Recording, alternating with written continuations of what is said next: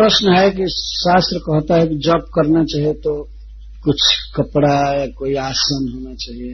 हम लोग तो ऐसे ही जहां तहां बैठ जाते हैं, तो क्या वो नाम जप फल देगा? हाँ, वो देगा।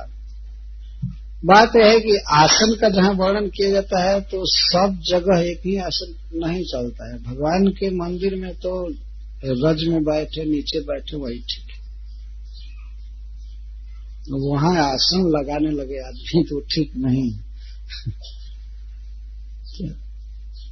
यदि कोई जाए कोर्ट में और जज के सामने आसन लगाने लगे तो ऐसे ही सजा हो जाएगी।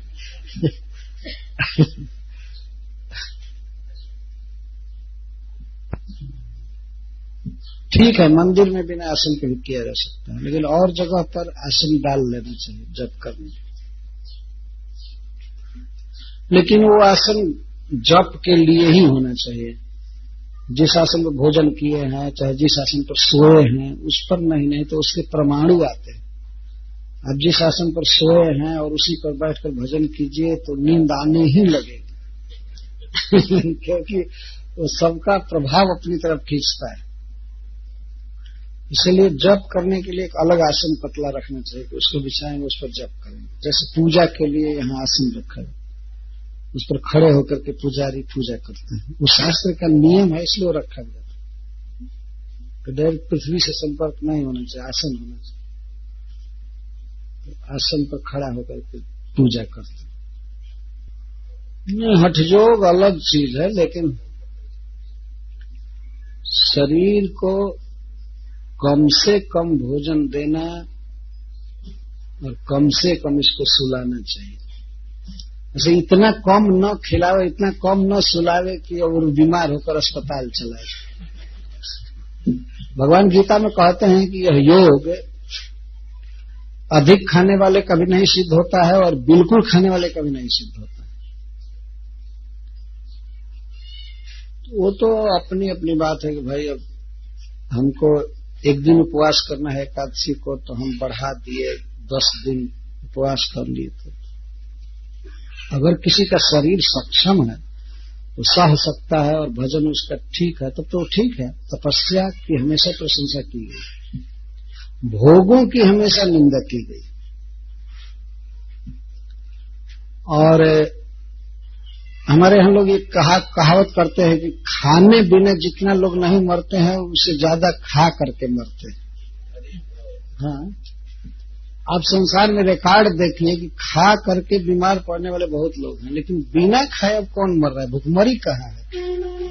कहीं न कहीं से अनाज पहुंच जाता है, सरकार व्यवस्था करती है या रिलीफ होता है अकाल के समय और सब। लेकिन अस्पताल में जाकर देखिए, किसी वैद्य के पास देखिए तो पता लगेगा कि ये आदमी खाकर बीमार हुआ है, और उस बीमारी से कितने लोग मर जाते हैं। तो खा करके मरने वाले ज्यादा है, बिना खाए मरने वाले अब तो बहुत कम लोग होंगे, है ना। तो तप करना चाहिए, लेकिन उतना ही तप करे जो भजन में सहायक हो, बहुत ज्यादा नहीं। परंतु तपस्या को निग्लेक्ट नहीं करना चाहिए। खूब अच्छा से खाओ पियो, ये करो वो करो। इंद्रियों की आदत पहले से ही बिगड़ी है, भोगों की तरफ मन है, इंद्रियां हैं। हम इस जीवन में भी अगर भक्ति के नाम पर, प्रसाद के नाम पर अगर इसको पोसेंगे, तब तो ये कंट्रोल से बाहर रहेंगे।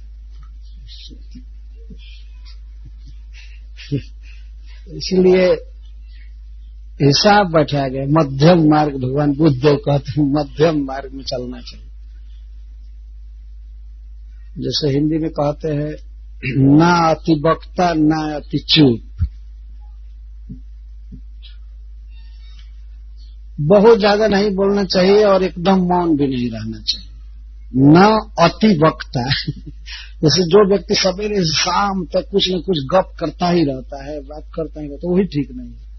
और सवेरे से शाम तक एक बात भी न बोले, वो भी ठीक नहीं है। गुमसुम वो भी अच्छा नहीं लगता है। तो मध्यम मार्ग है कि भाई समय पर एकादशी को उपवास किया, चाहे जन्माष्टमी पर किया, लेकिन उस समय यदि निर्जला किया जाए तो यह बेस्ट विधि है। कई प्रकार के शरीर की अशुद्धियां निकल जाती हैं। कुछ लोगों के लिए तो यही बहुत भारी पहाड़ हो जाएगा कि इतना कैसे कर सकते। अच्छा, वो नहीं कर सकते तो ठीक है, जल पीकर कीजिए। निर्जला नहीं कर सकते तो सजला कीजिए। तो सजला नहीं कर सकते तो सफला कीजिए। आज बात आई थी जुहू में भी। जो सफला पर तो ठीक है ना कि अब सरसा, सदुग्धा, सहलवा या सचिप्स, आलू का चिप बनाओ, ये पेय बनाओ, ये बनाओ, ये बनाओ, और एकादशी को दे दो फीस्ट संज्ञा। फास्ट का ठीक विरोधी फीस्ट हो तो भक्ति को गायब करेगा ही, निश्चित हो गया। कोई उपवास की, व्रत की मर्यादा नहीं रही, सिद्ध हो गया। भक्ति के नाम पर केवल खाना को पोषण देना है, ठीक नहीं। पहले भी लोगों ने किया है ना भक्ति को, हम ही तो नहीं चालू कर रहे हैं। पहले के आचार्यों ने, भक्तों ने जो किया है उसी पथ पर चलना चाहिए। हाँ, अपनी शक्ति के अनुसार चले। इसीलिए कहा जाता है ना कि भाई आप नहीं कर सकते निर्जला तो जल पीकर कीजिए। जल पी करके भी यदि कठिनाई पड़ रही है तो कुछ फल खा लीजिए एक टाइम, बस हो गया। इसको निग्लेक्ट नहीं करना चाहिए तपस्या को। तपस्या बहुत जरूरी है, भोगों से बचना चाहिए। अर्जुन ने पूछा है भगवान से गीता में कि यज्ञ, दान और तप के विषय में आपका क्या विचार है। कुछ लोग कहते हैं कि इसे जरूर करना चाहिए, कुछ लोग कहते हैं कि कोई जरूरी नहीं है, जो सिद्ध हो गया उसके लिए जरूरी नहीं है। अर्जुन का प्रश्न है। भगवान उत्तर देते हैं कि यज्ञ दान तपः कर्म न त्याज्यम कार्यमेव तत्। यज्ञ दान तपः कर्म पावनानि मनीषिणाम्। यज्ञ दान और तप ये कभी नहीं त्यागना चाहिए, चाहे कोई सिद्ध हो जाए चाहे कुछ भी हो, इसको करना ही चाहिए, क्योंकि मनुष्यों को भी ये पावन करने वाले हैं। जैसे मान लीजिए कोई व्यक्ति ये सोचे कि अब तो मैं बहुत सिद्ध हो गया, इसलिए अब मंगला आरती में उठने की हमारे लिए कोई जरूरत नहीं। तो भगवान कहते हैं नहीं, उठना ही चाहिए, त्यागना नहीं चाहिए। कुछ लोग तो ऐसे होते हैं कि कुछ भक्ति में अपने को, अपनी मान्यता के अनुसार आगे बढ़ जाते हैं, तो वो कह देता है अब हमारे लिए जप करना जरूरी नहीं है, माला से जप करना जरूरी नहीं है, 24 घंटा हमारा जप होता रहता है। ऐसे हैं वृंदावन में, और माला नहीं लेते हैं। पहले वो इस्कान में भक्त थे, इस्कान छोड़ दिया, अभी प्रचार करते हैं कि माला जरूरी नहीं है। माला तो नवसिखुआ भक्तों के लिए, बिना माला के ही हमारा जप होता है। ये तो मनमाना पंथ हुआ ना।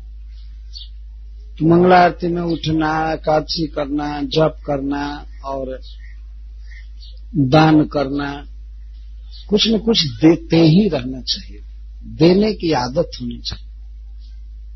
तो कितना भी बड़ा कोई व्यक्ति हो गया हो आध्यात्मिक, तो कहे कि दान का फल है भगवान में मन लगाना। जब भगवान में मन लग गया तो अब क्या साधन करना है, क्या दान देना है। भगवान कहते हैं नहीं, फिर भी देना ही है, देना ही।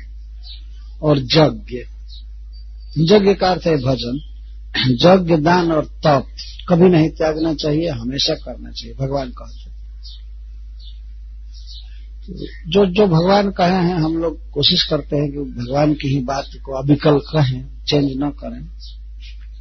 तपस्या को प्रश्रय देना चाहिए, लेकिन भक्ति शून्य तपस्या को प्रश्रय नहीं देना चाहिए।